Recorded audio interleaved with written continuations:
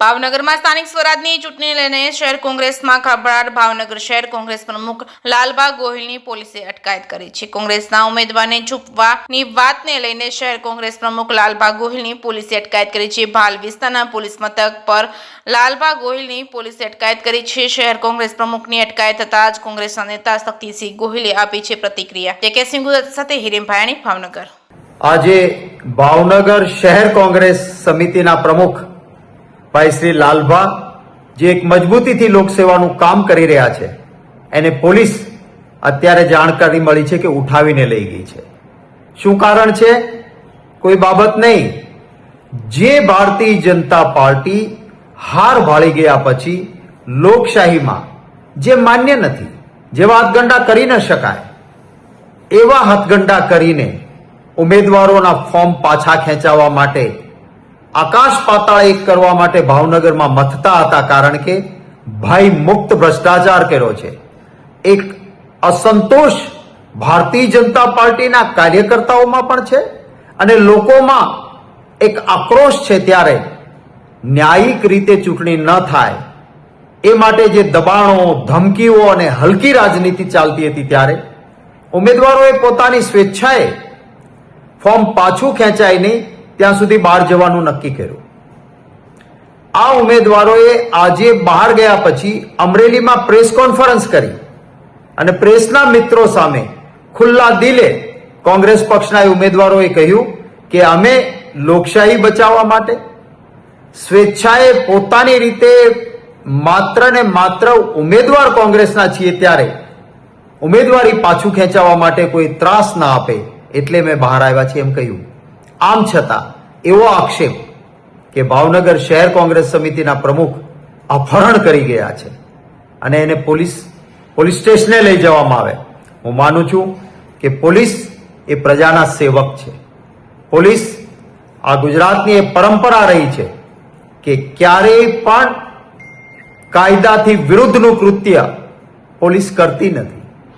ત્યારે હું અપેક્ષા રાખું છું કે પોલીસ તંત્ર એ ભારતીય જનતા પાર્ટીના નેતાઓનો હાથો ન બને અને શહેર કોંગ્રેસ સમિતિના પ્રમુખને જે રીતે પોલીસ સ્ટેશન લઈ જવામાં આવ્યા છે, આ વાત કોઈ રીતે ચાલી ન શકે.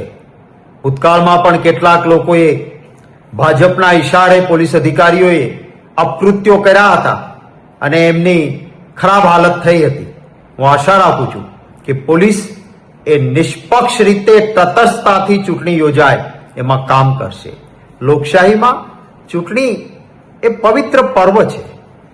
જેમ ધર્મશાસ્ત્રમાં આપણે યજ્ઞ યોજીએ તો એમાં આહુતિ આપી શકાય, એમાં એ હવનમાં હાડકા ન નાખી શકાય. એમ ચૂંટણીઓમાં ખેલદિલીથી ચૂંટણી લડવાની હોય. લોકો ઈચ્છે અને મત આપે ને ચૂંટાય અને સેવા કરે.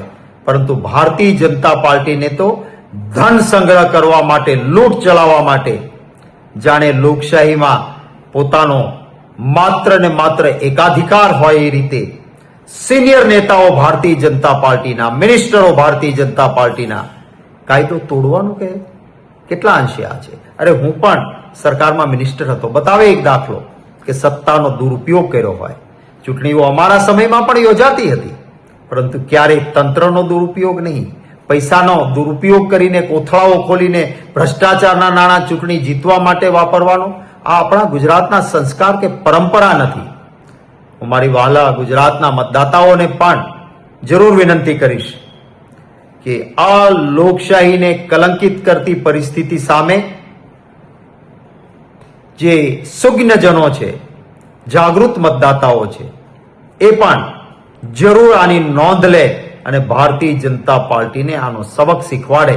હું મારી આ વિડીયોની સાથે જે ઉમેદવારોએ આજે અમરેલીમાં પ્રેસ કોન્ફરન્સ કરીને કહ્યું, કોંગ્રેસ પક્ષના ઉમેદવારો ભાવનગરના, કે અમે અમારી રીતે આવ્યા છીએ, ખુલ્લા દિલે પ્રેસના મિત્રો સાથે વાત કરે છે, ત્યાં કોઈ એમને અપહરણની વાત નથી.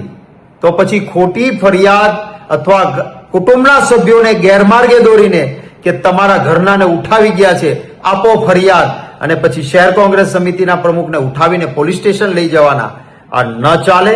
હું તમામ કોંગ્રેસના કાર્યકર્તાઓને પણ વિનંતી કરું છું કે અન્યાય સામે આપણે અંગ્રેજોની સામે પણ આ દેશના સ્વાતંત્ર્ય સેનાનીઓ આપણી વિચારધારાથી લડ્યા છે. આપણે એમના સામે પણ આપણી વિચારધારા ઝૂકી નહોતી. તો ભારતીય જનતા પાર્ટીને જે અત્યાચાર કરવા હોય તે કરે. કોંગ્રેસનો કાર્યકર્તા બબ્બર શેર બનીને લડશે. જનતાને પણ, મારા વહાલા મતદાતાઓને પણ વિનંતી કરું છું, ગુજરાતના નાગરિકોને વિનંતી કરું છું કે જ્યાં પણ આવા અન્યાય માટે કોંગ્રેસનો કાર્યકર્તા લડવા નીકળે એને પૂરો સહયોગ આપજો. અને કાર્યકર્તા મિત્રો પણ શહેર કોંગ્રેસ સમિતિના પ્રમુખને પોલીસ સ્ટેશન લઈ ગયા હોય તો ત્યાં હાજર થઈને કોઈ અન્યાય હોય એની સામે ગાંધી ચિંધ્યા રાહે આપણે આપણા અધિકાર માટે લડવાનું છે, એ વાત યાદ રાખજો. જય હિન્દ, જય જય ગરવી ગુજરાત.